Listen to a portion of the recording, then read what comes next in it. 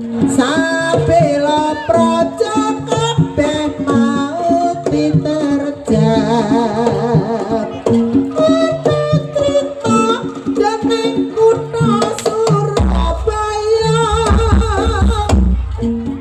tak melingkar dijejeng Walanda ana bocah gagah tur prakosa sawunggaling pendekaring bangsa serta jajah saka tanah sabrang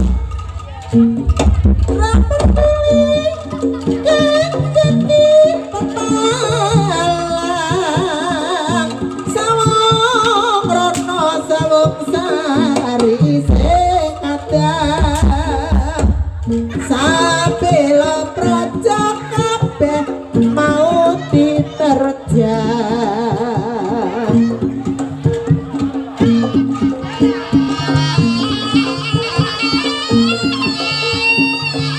Yuk, itu, ayo Pak Selamat, ayo goyangan nih, yuk,